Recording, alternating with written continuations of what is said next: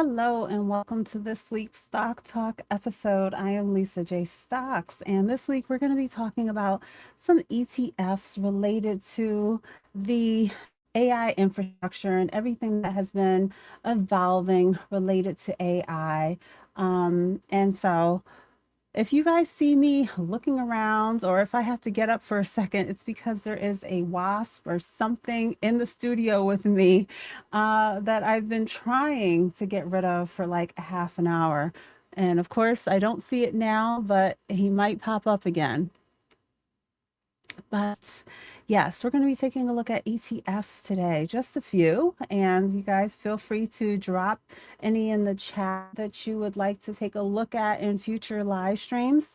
But I'm always touching on this because I don't want anyone to feel like they're being left behind when it comes to or they missed out on certain investments. There are thousands of companies out here, but there's also thousands of ETFs and mutual funds for you to choose from. So you don't have to feel like you missed out on just that one particular stock, whether it's Micron, Taiwan Semi, or even something like a Costco or Walmart. There are so many different sectors, so many different companies out there, but you don't have to choose all those individual stocks in order to build a portfolio.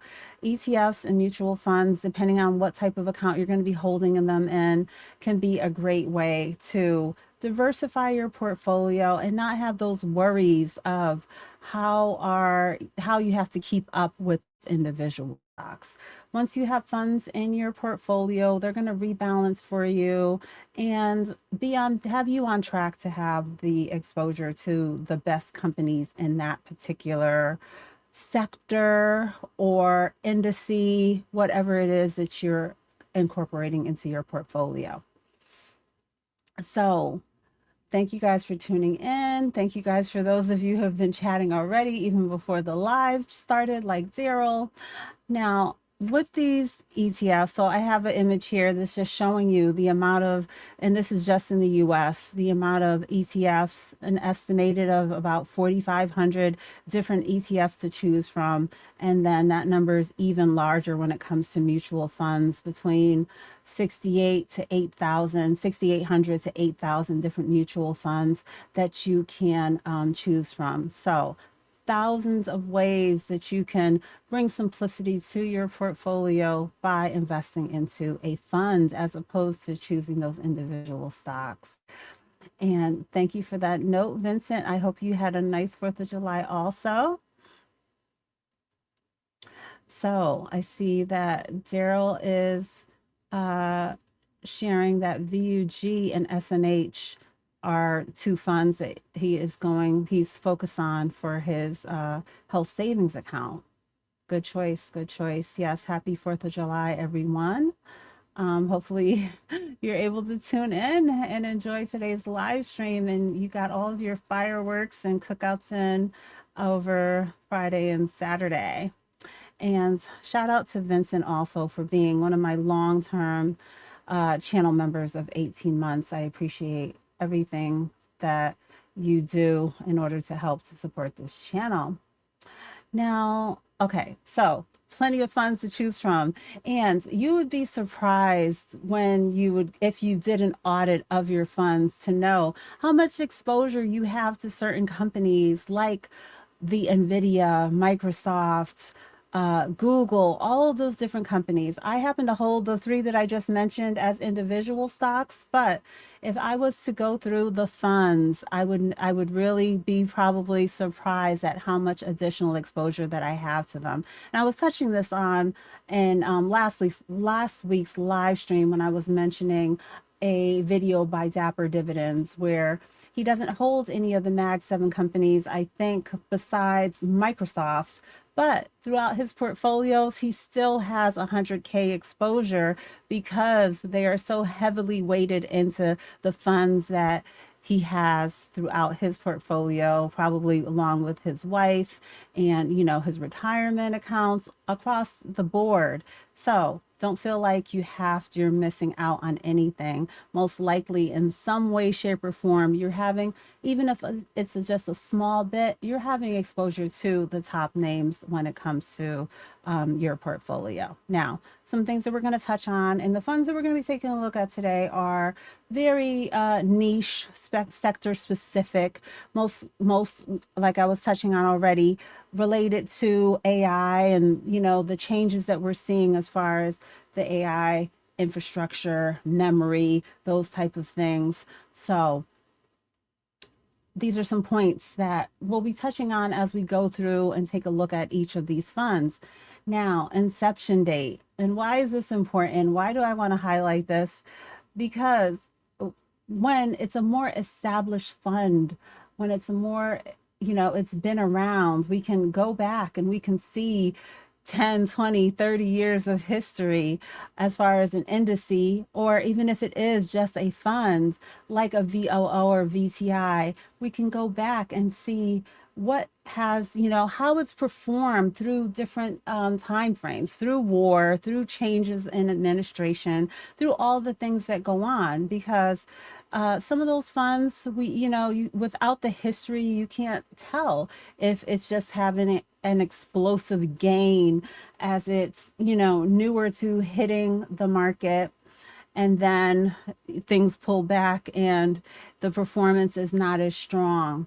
But I'm just urging you to be cautious and think long term and try to do as much research as you can on those top holdings that are currently in some of these newer funds, so that you can have an idea if you think the performance is in line with the goals that you have in mind for your portfolio. So another thing I want to touch on is that expense ratio, which I'm always mentioning. When you invest into ETFs and mutual funds, that's going to be a part of it. There's going to be a fee associated with it most of the time. I only know of a few funds that have zero as far as expense ratio. So you have to be ready for that. And in a fund like DRAM, which we're going to be taking a look at, which has an expense ratio of 0.65%, versus an SMH that has an expense ratio of 0.35%, those cost differences can really add up over decades of holding a particular ETF or mutual fund when it comes to your account. So you have to make sure to compare and decide for yourself what is a good fit. Generally, lower is going to be better because it's not going to eat away at your returns, especially if you are holding it for the long term. But that's not the only factor that you need to take into account. Then, of course, performance is on the list.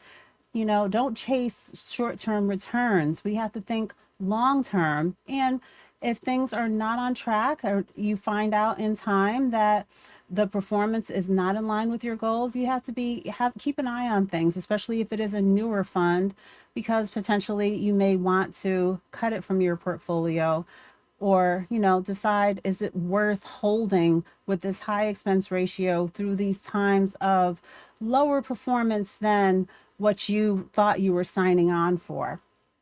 Then another point I have here is the number of holdings and concentration of the funds.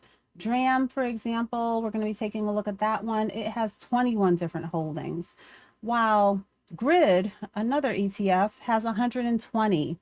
VTI, that's the total US stock market. It has well over 3,000 different companies. And then something like a VOO, of course, which tracks the S&P 500, is about 502 or 503 companies.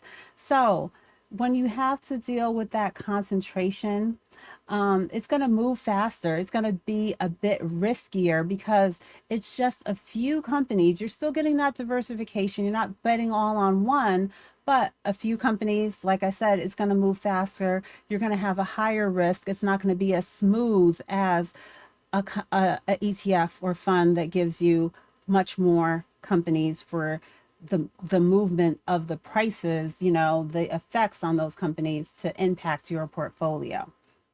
Then assets under management, the AUM. So that just touches on the bigger it is, it's usually more stable. And then fund overlap, another point that we often talk about over here. And, just knowing what you're getting exposure to and, potentially being aware and mindful of it so that you can make sure to leave room for other investments instead of just having duplicating, the same exposure into those same companies, even though you're doing a mix of different funds. Okay, okay. Thank you for sharing your member milestone, uh, Joe. I appreciate you being a longtime channel member also. All right. So now let's get into taking a look at some of these funds.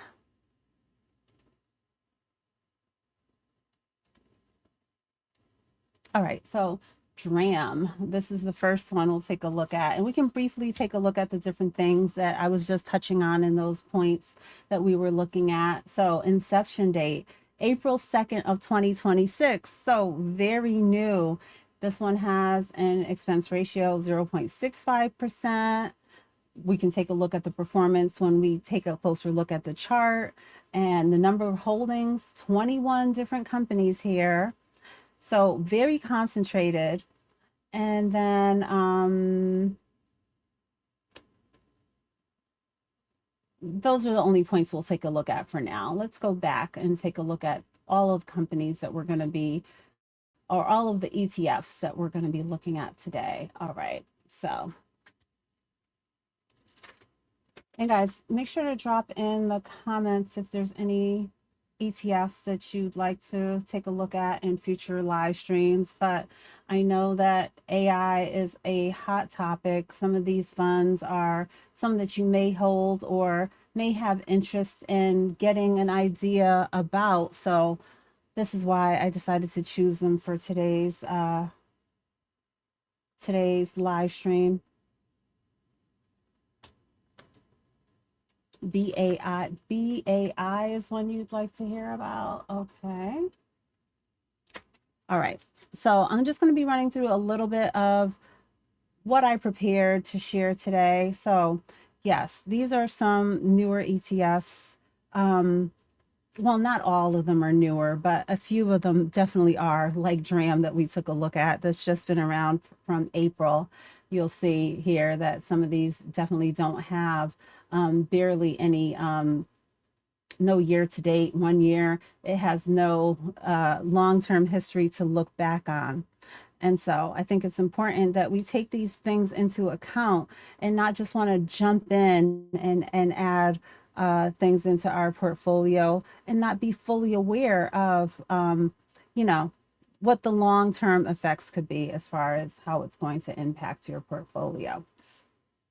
So the big picture is AI and software are areas that are really thriving. Those memory chips we're seeing increase to different products like with Apple and things like that related to the memory chips and the storage and different issues that they're having. These things cost and they're going to be passing those costs on to us. But these are also areas that are thriving with the technology and the advancements on how everything that we're using today in our everyday lives are being affected. So DRAM is a newer ETF that we were just taking a look at, and it's the Round Hill Memory ETF. And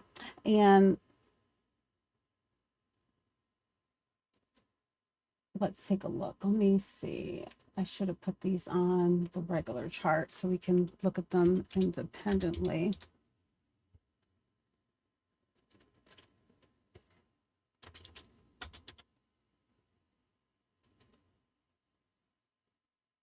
Okay, so over the last week, it's down 16.33%. But going out to the max, just out since the beginning of April, it's up 118.41%. So, looking at it on the short term, which is all we really have, it has had a spectacular performance in this short time. But over the last day, over the last few days, it's come down a bit. We have to be ready for this.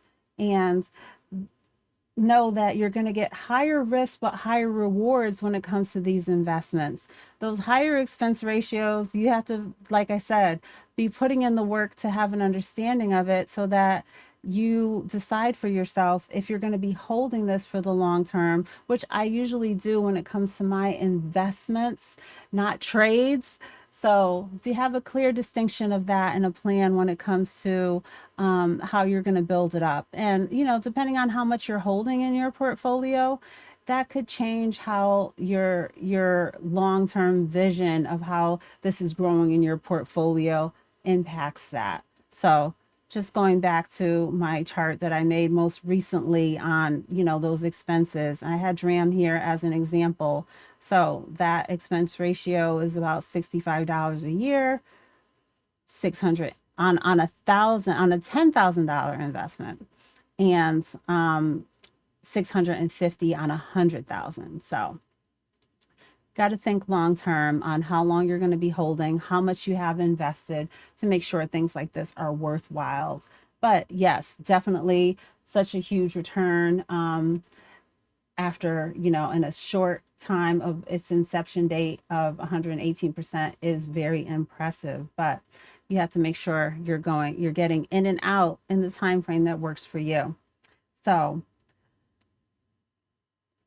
this is a company that is focused on memory chips, very specialized niche area, but you can go in this direction of incorporating funds like this, or you can stay with those more broad, steady, reliable, diversified funds that definitely have that lower expense ratio. But you also see here that by incorporating investments like this, depending on your age and risk tolerance, how heavy you want to be into something like this, it's never a one size fit all when I talk about investments, but you can see the reward that potentially you can get by incorporating investments that may be newer and into sectors and areas that are currently having this strong performance.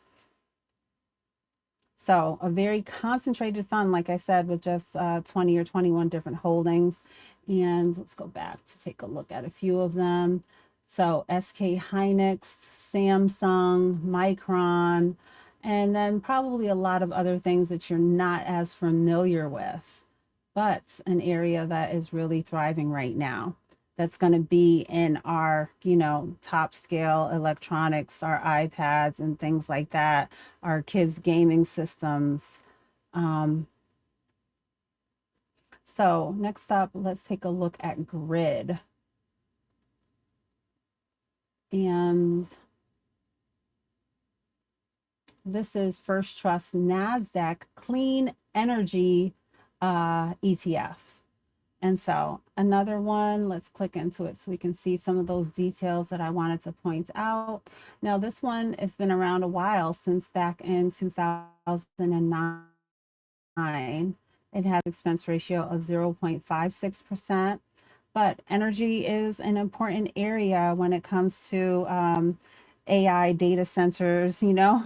They run off of a massive amount of power is needed. So this is an area that is also being impacted by AI because they need that good, reliable power sources. And this is a ETF that's going to give you exposure to those type of companies. And so it tracks companies that are building smart grids, meters, energy storage, and, delivering that electricity efficiently. Again, the companies here may not be anything that we're familiar with, but it's a way of getting exposure to an area related to the AI, of what AI currently needs. Let me see. Oh, I'm on the, just trying to take a look at the chat. I will take a second to, uh, I will take time to go back through the chat and take a look at some of the funds that you guys are mentioning. But yes, this company right here, going back to the detail on it, like I said, DRAM just 20 companies. This one is 136 different holdings. So more diversified. But you know, those holdings are more concentrated than it's very specific to this area. You're not getting that mixture that you're going to get by just being into the S&P or a total US stock market or even growth in general. Very specific only to the power infrastructure. If this is something that you would be interested into having that additional specialized exposure to when it comes to your portfolio. Now, the next two I have up here are SOXX, which is iShares Semiconductor ETF, and SMH, which is the VanEck Semiconductor ETF. So these two, let's slide this over a little bit. These two should have some very similar holdings because they both focus on semiconductors. So we're getting Micron, AMD, Taiwan Semi, Applied Materials, Intel, Broadcom. So many Marvel Technologies, which is a name that we've been hearing a lot lately. So many of those top names when it comes to the semiconductor plays that are thriving right now. Now, I think XOXX might be the fund that's been around a bit longer. Let's take a look. Yeah, that one's been around since 2001.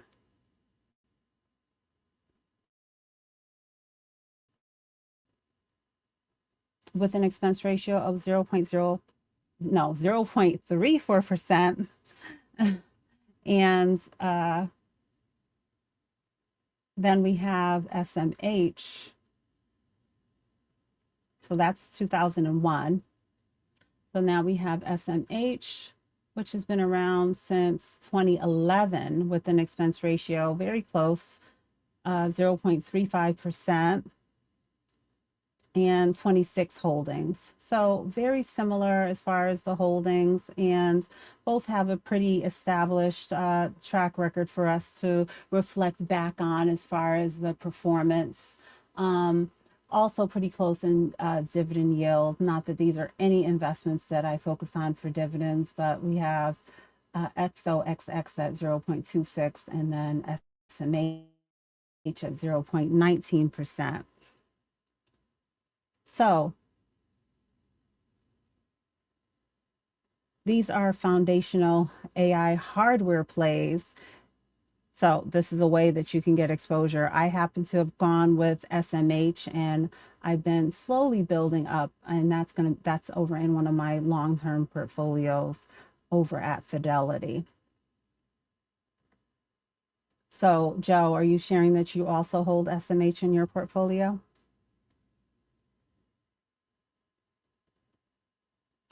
And a few others. One that we've already looked at a few weeks back, we have AIPO as one of the ETFs that I wanted to highlight for today.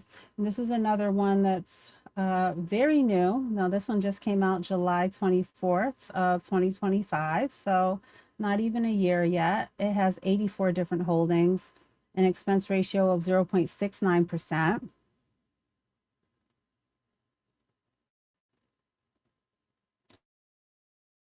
So this one is focused on AI hardware, data centers, and power infrastructure. So that power theme is also here, but it's mixed with AI hardware. So these are different ways for you to build up your portfolio without having to always, as I always say, you know, be stressed about picking out all these different companies, not knowing how much money to put into each one of the different holdings. And some names that we've been hearing about lately, definitely in this fund also, Broadcom, NVIDIA, Constellation Energy, AMD, which is another holding that I hold, actual, I have as a, and I have shares of it directly. I get the exposure, beyond just my ETFs. Bloom Energy, that's one I've been hearing about lately, but I don't hold shares into many of the companies here that are in the top 10, but that's okay. I can't allocate money into all of these different funds. So I just like to highlight that you can find the fit, like I was mentioning or sharing at the beginning of the live, that there are thousands of different ETFs and mutual funds. So it's just a matter of taking the time to find the right fit for your portfolio. And then the last one that I wanted to take a look at is ticker symbol DTCR, which is the Global X Data Center and Digital Infrastructure ETF. So this one, 28 different holdings. It's been around since 2020. Expense ratio of 0.50%. Dividend yield 0.87%.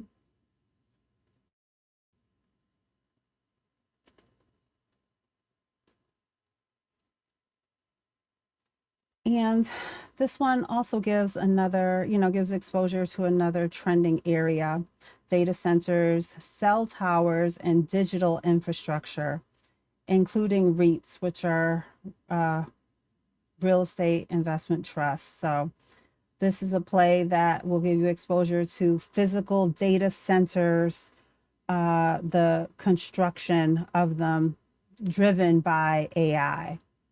So a different twist, and there's so many different thousands of funds that you can definitely be able to cover yourself with getting that exposure that you want when it comes to your portfolio. Let's see if we're familiar with any of the top names here. So Equinox is the heaviest holding at 12.51%, but it's a little further down before I'm seeing names that I'm most familiar with, like Marvel, Micron, SK Hynix, Intel, and AMD. So I'm going to let me put this here. So yes, all of these have a bit higher of expense ratios. SMH and SOXX are on the lower end when it comes to these very niche ETFs that we're looking at today at 0.34 and 0.35%. But then everything else is above 0.50 as far as expense ratios. But we can go ahead and take a look at the performance of them all together, which, it's because they have different inception dates, it's kind of a little difficult. This is an average chart right here of the 1 year, 5 year, 10-year performance, but these are things that I would probably take a look at independently on the chart in order to determine if it's had steady growth and how it's moved against the different indices as time has passed. But those ones that have only been around for 11 months or just a few months, like with DRAM, you're not going to have that history. So you don't have to jump into these newer funds. Never financial advice, but I just like to highlight these different things so that you have your eyes open to it and don't just jump in. The right fit for your portfolio and your risk tolerance and your timeline may be something more steady and paying out those quarterly dividends, nothing too fancy. Even though you're going to get the higher growth here, are you ready for that volatility? Are you ready to be, dealing with that higher expense ratio potentially as you're holding, waiting for a recovery when things shift? But right now, this is an area that is really thriving. So most likely you won't be caught up in, any long-term lags, but we have to be ready for the volatility when it comes to these funds. Like I was showing, we were taking a look at DRAM, seeing it started off very, very steady, but then these pullbacks that it's had, how does that compare to the overall stock market or the S&P 500, for example. So the yellow line here is the S&P. Let's put this on even a month. So the S&P, this might be the temperament that you have. You want to be, you know, just steadily moving, nothing too drastic, lower expense ratio, broader diversification, or are you ready to take on an investment like DRAM because of that reward that you're going to get? So look at your funds in different ways, make those comparisons, and find the right fit for your portfolio. So let me put in SMH.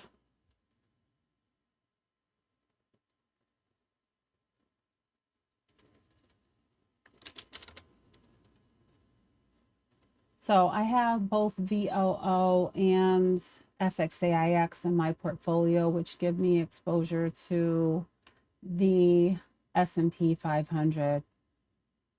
So right now on the chart, we have the yellow line is VOO, which is S&P 500, while the blue line is SMH. And this is on the 6-month time frame. So we can see that I have already built out. I'm no longer adding to my S&P 500 or total stock market positions, and I'm focusing more on the growth. But even when I am dealing with that higher volatility, I'm getting that higher reward, and I'm comfortable with that. And I'm comfortable with the higher expense ratios that I choose when I do and decide to incorporate these type of funds. I know the position sizing that I'm going to have, and I'll make sure that I'm keeping up and evaluating to make sure that I continue to have funds that are in line with my long-term goals when it comes to dealing with those fees and thinking about how it's impacting my portfolio for the long term. So just a way that I've gone about creating a portfolio that has stability, but now more growth when it comes to the track that I'm trying to get on with building for the future, especially for retirement. Now let's go back. Now, these are all of the funds, but like I said, it gets a little difficult to compare a fund that's only been around for a couple of months versus some of the ones we looked at date back to 2001 or 2011.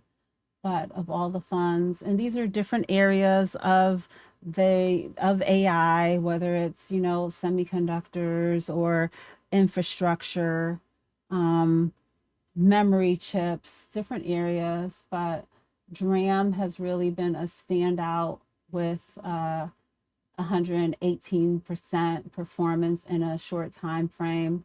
But SOXX and SMH are also pretty good performers as far as steady longer term performance that you guys can reflect back on because they've been around for some time now. Grid currently on this year-to-date performance that I'm showing here has the lowest performance at 20.91% on the funds that we took a look at today. So higher expenses with the hope but don't just go about your investing based on hope. Do your research, dig in, and find the right fit for you. But when you get into these more sector specific niche investments, they feel that it seems that you're always going to get a higher expense ratio associated with it because they feel that they can command that because of the performance that they are creating by bringing together the funds that they are putting into these particular, the way that they're going about creating the fund, the research, the balance that they're trying to achieve. Whereas when you invest into a fund like a VTI, that's going to be a market cap weighted, more balanced mix, and that one holds the total U.S. stock market. So the most the most basic investment that I think I've ever come across, and I definitely wanted to have exposure to when it came to my portfolio. So according to this site, is currently 3,498 US companies in this fund. So, and it's been around since 2001. Now, even if it's not VTI or VOO, most of our big brokerage companies have a similar fund that you can invest into.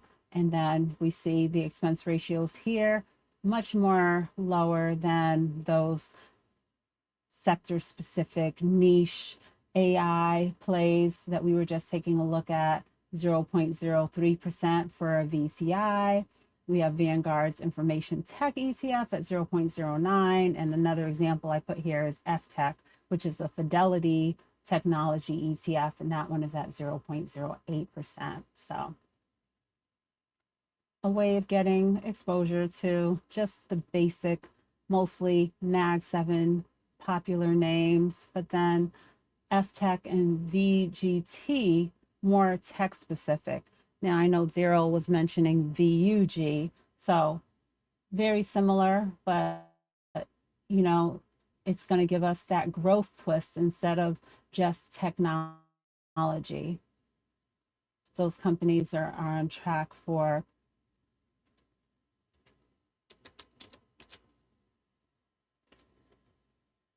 higher growth than our basic S&P 500 investment.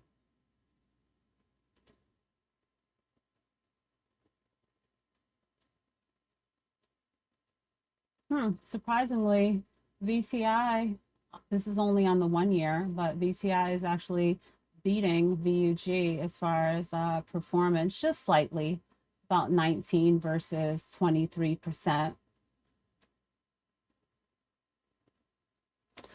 Okay, so another fund that someone had mentioned, I was not familiar with it at all. BAI. Let's see, what is that?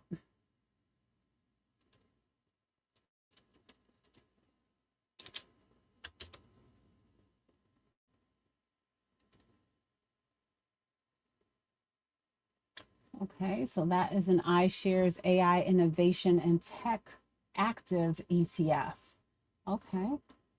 So more, it seems like in theme with the ones that I was sharing earlier today. I don't see a description over here. Let's see if we can maybe take a look at it in our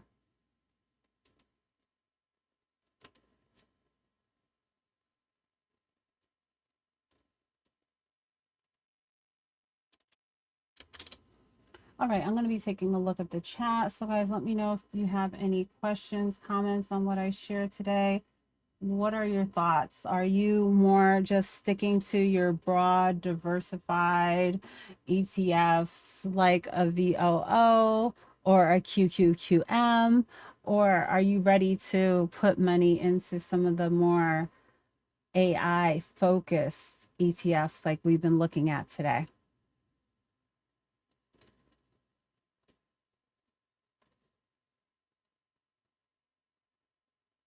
Hello, Montrese. Thank you for tuning in. Fast Eddie. Thank you for tuning in and chatting. Belt Loop. Let me know if you have any questions or comments. I'm scrolling back through the chat.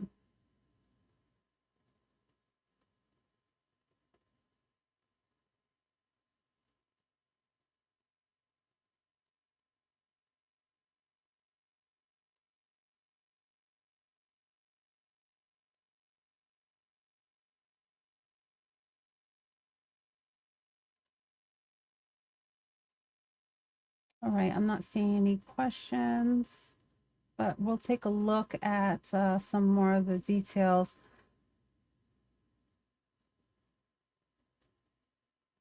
on BAI for a second. Okay, so this ETF has been around since 2024. It has 52 different holdings, an expense ratio of 0.55%. And if we look over here on the right-hand side, it says the fund is an actively managed portfolio of global AI and tech equities across all market capitalization. Holdings are selected using proprietary fundamental research. Okay. So that's what I mean when I say that some funds are just weighted by market cap. So we know who the leaders are going to be. It's going to be the companies with the largest market cap. But many different companies have a different way of creating, of determining how the funds are going to be structured, what weighting they're going to have when it comes to um, developing the breakout of how the fund is structured. So this fund is most heavily weighted into SK Hynix, but it's only a few names there, but it doesn't seem like it's as concentrated because it doesn't have high weightings of any particular company. We're not seeing even, a 13 or 12 like we're seeing right next door with VUG, which is a growth stock, not as sector specific as this, but lots of big names here that we've been hearing a lot about in the news. Micron, one that definitely has been thriving. AMD, which has had a huge run up recently. Lam Research, and I have heard a lot about and have seen. I think is even in the top holdings when it comes to even my funds like SMH, Taiwan Semi, Nvidia, Broadcom, Google, of course. Yes, names that we've heard. And actually, might be one of the first funds that I've seen that has SpaceX pretty high up.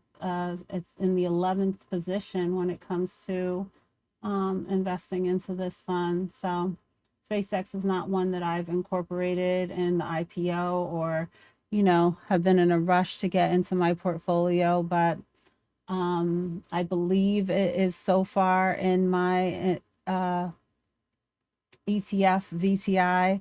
I haven't been able to find it in the listing because I'm sure it has a very small weighting, way down, probably in, I don't even know, hundreds or thousands down. And as far as the positions, and then VTI has thousands of different companies in there. I did take a look the other day to try to find it down in there, but I was not able to locate it as of yet. But going to be much easier to find a company within, that top 10 or top 25, the ones that have more of an established position and have proven their market cap, and so you're able to easily take a look at them. Okay, so guys, let me know if you have any questions, comments, requests for taking a look at other ETFs and mutual funds in the future. Yes, I saw that. I get around when it comes to financial advice. Where did y'all run into each other at? Wise Money Show. Wise Money Show. I don't think I know that one.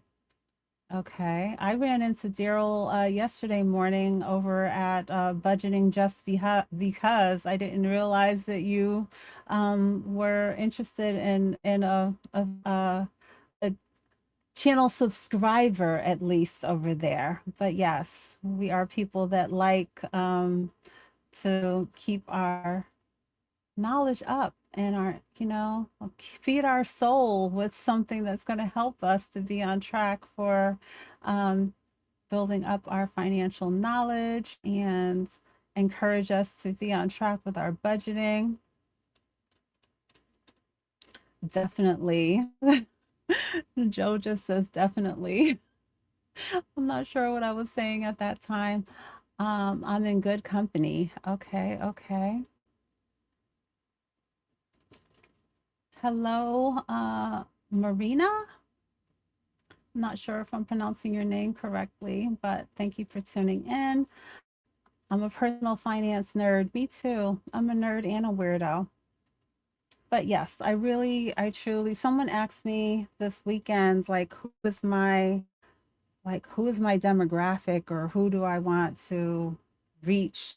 I said everyone, I never set out with a goal of personal finance for people of color or for women or I didn't want it to be like that. I just definitely want to just share my story and just be someone for us to I think I feel like I am just a really such a regular person that I want to show people that if I can do it, I know that you can too.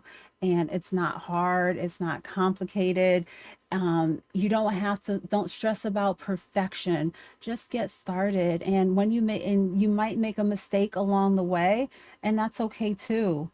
I've made mistakes and I'm willing to share my mistakes with you because hopefully you can draw something from that too and then not go through some of the things that I did. I always share with you guys that I am in a place right now where I am focused on incorporating quality into my portfolio. The funds that I share today, I'm not endorsing them and I'm not discouraging you from them. I just want you to know that there is the right fit out there for you. And yeah, so the person that was asking me about what demographic do I want to reach, I want to be here to support whoever enjoys this channel, enjoys my content. It does not matter. I'm not trying to reach anyone in particular. I'm trying to reach everyone, basically is what I'm saying. And yes, I got into this without any knowledge. I just started working, started contributing to the 401k. Couldn't even tell you what those, the first funds or investment or, what the percentage was that I originally allocated back when I was a teenager, but I was a part of it. I invested and I'm glad that I did, even if I wasn't doing it to the best of my abilities, even if I didn't take the time to call up the brokerage company or meet with them, at least you know, some investment that I've now been able to get on track and make improvements to was better than not investing at all. But hopefully I get the message out. I share my journey on different aspects of investing, especially focusing on your 401k or 403b, those employer plans, so that you can make the most of them because a lot of us that's where we got started. That's where we're going to get started. Nowadays, a lot of people have Robinhood and all those different things, which I do too. But um, I think it's important to, even if you have a taxable broker account, even if you do trading like I do on Webull, also just put a priority to investing for retirement. There's only so long we want to be and physically can be working. So make sure that you're prioritizing your retirement. And with our kids, I want to bring them along on this journey. I think they deserve a head start. The world is just getting harder and harder. And but prioritize yourself, but at the same time, if you and your family members are doing all of the things, the prom send-offs and the buying the cars and the video games, the clothes, the sneakers, the birthday parties, Easter baskets, all the things that go on throughout the year. Also, have a brokerage account or a 529 plan, whatever, a UTMA account or a 529 plan are some areas that I often talk about for investing for the kids. Bring them along on this journey too. If we can find the money for all those other things, then even if it's just a portion. If you can match it, buying the gaming system and making a deposit into the brokerage account, do both. But don't don't do zero into building for the future. Now, I was also talking to someone recently about the Trump accounts that are going to be coming out for the children. I'm not sure off the top of my head. I don't have pull any notes on it as far as the date range, but it's children that were born within a very short time frame of now, the last maybe 2 years or so, that they're going to be getting that $1,000 deposit into the account. And just talking a little bit about the mindset of the child and the family is going to shape what happens down the road when that account is, when account has matured, when it's been in place for 18 or 20 or 21 years from now.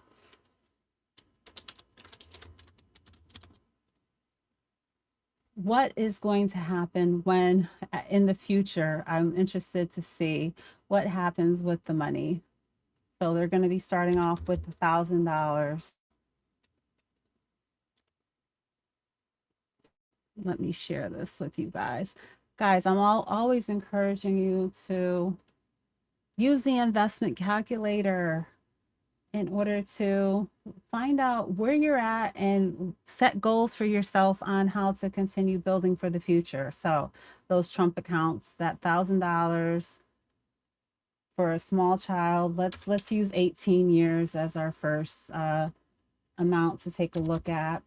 10% rate of return, just using the average rate of return. And let's just say we don't add anything, this family doesn't add anything to the account.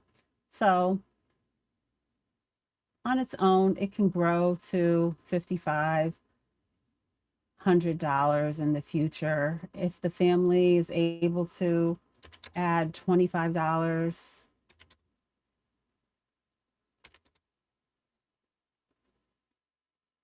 monthly for 18 years, we can get ourselves up closer to $20,000 just from that little kickstart of $1,000 that these children are going to be receiving from the Trump account.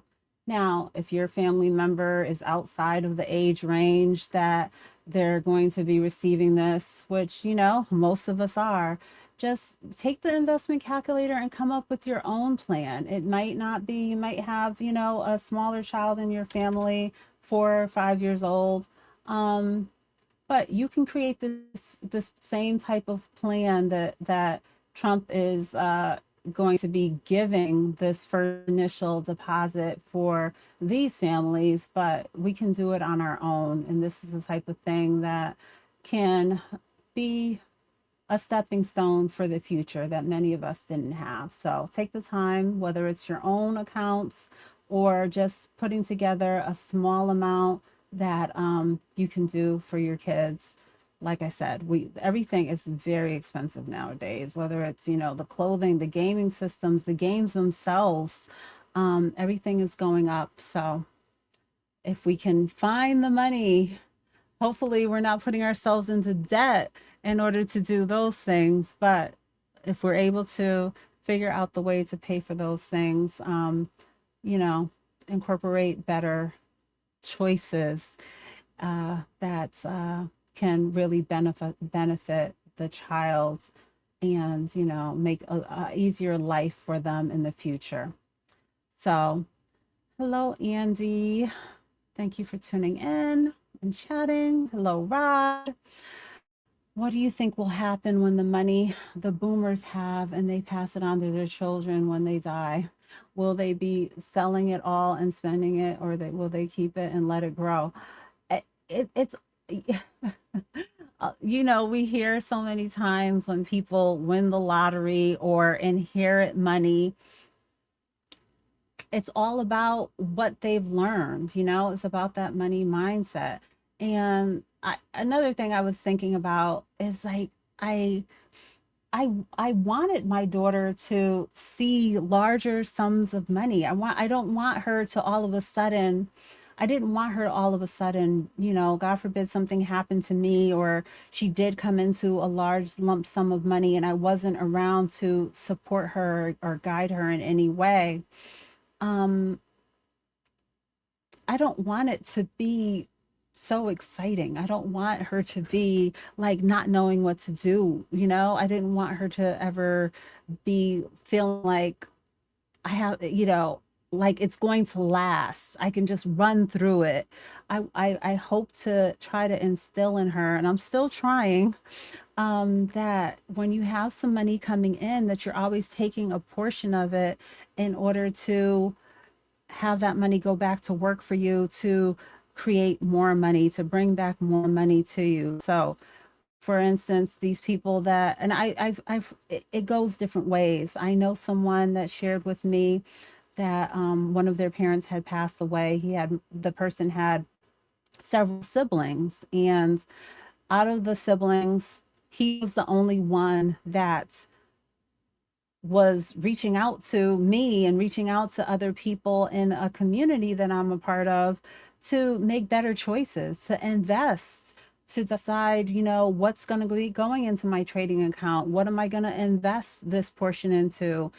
Thinking about the future, whereas this person's siblings were just like give me the cash. They weren't thinking about keeping anything invested, rolling it over into any Roth IRA or keeping it invested in any way, shape, or form. So I'm assuming that out of these group of people, he was the only one that is going to get some longevity out of that money, make sure that his money is working for him for the future, while the others are going to just blow through it. So it's always going to be a mix. It's always going to be a mix. And that's where we have to put in the work to instill, to work on our own self, on how we see money and how we're going to manage it going forward.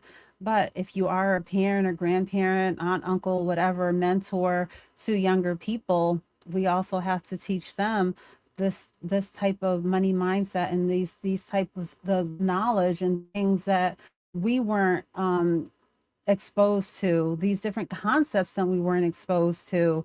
I was out with my friend this weekend. I've known her since the third grade. I've known her, pretty much my entire life. We weren't having conversations when we were in our late teens or 20s about, yeah, I really want to get on track so that I can be retired at 45 or 50 years old.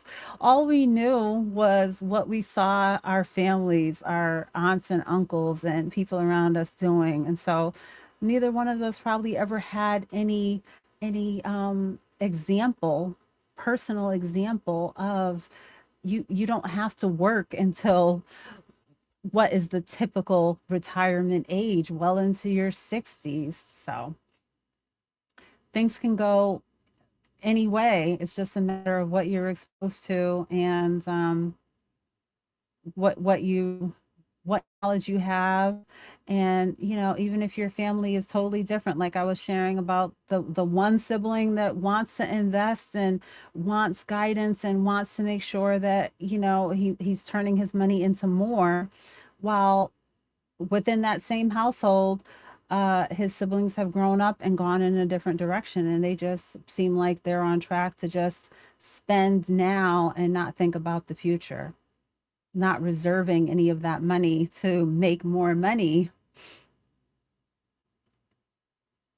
Yes, yes, I believe it was July 4th for the Trump accounts.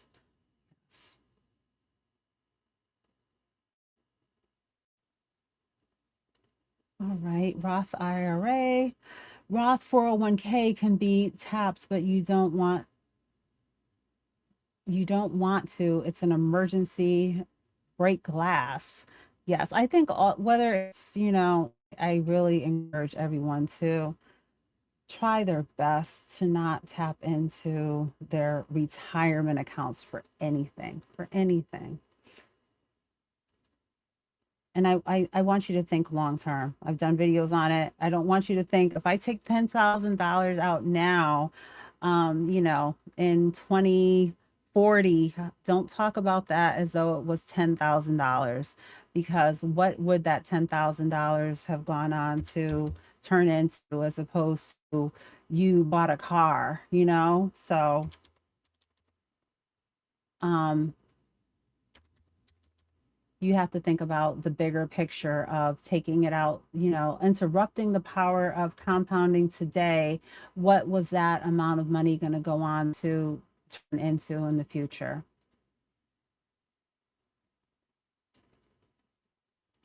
And let's see, these ads, man.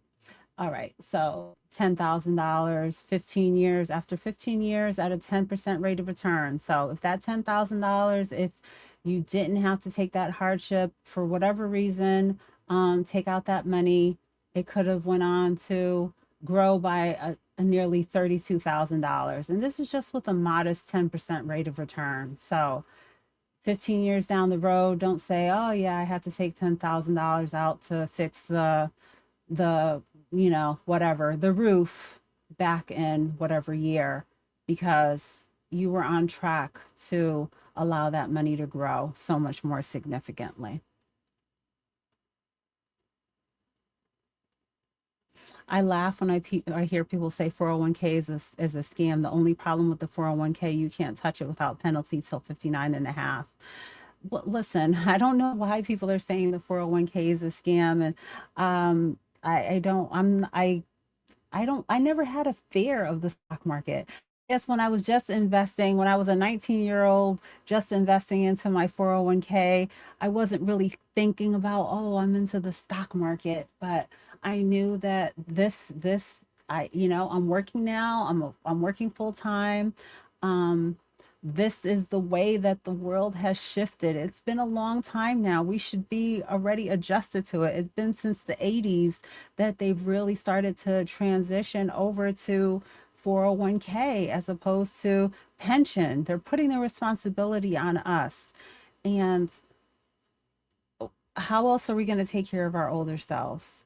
I shared my detail recently to my members and in the Discord as to how much my actual Social Security benefit is estimated to be. And guys, you guys can, if you haven't done that already, take the time to do it if you're interested in knowing today if today I was, in that at least 62 to 70-year-old range, how much throughout all of those different years would my Social Security be? So the earliest you can tap in is 62, which I believe at that age you get 80% of your benefit. You get 100% at 67, and then it goes up a little bit more and up until age 70.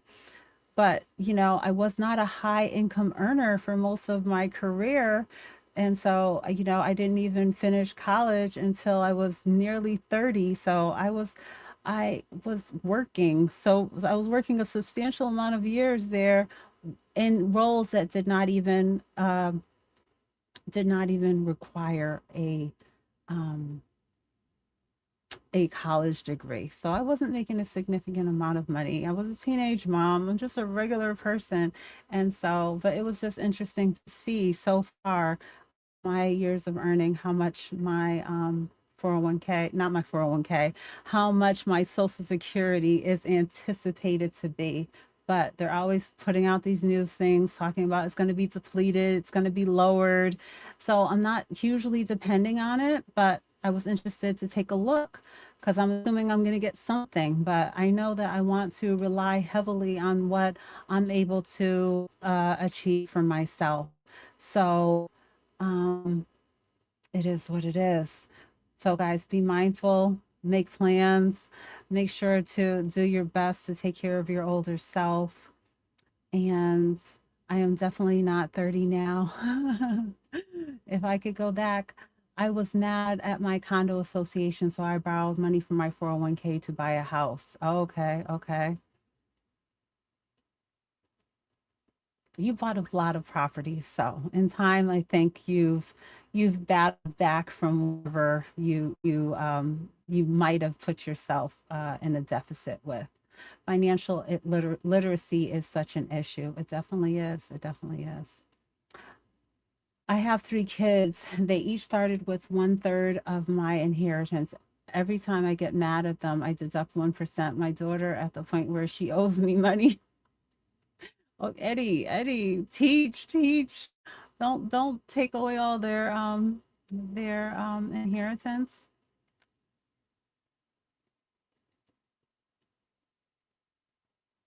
I'm seeing friends with inheritance blow the money. Listen, I have never received any substantial inheritance. And if I did, I would hope that it would be today with the money mindset that I have today. So I am not passing down. My money won't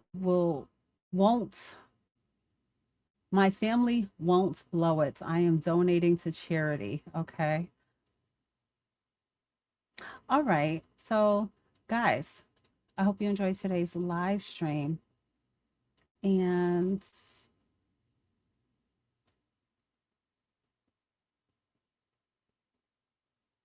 make sure to leave me some comments on any of my videos after the live stream if there are topics that you would like to for us to talk about in future Sunday live streams or throughout my videos, different questions, topics that you would like to um, get my opinion on.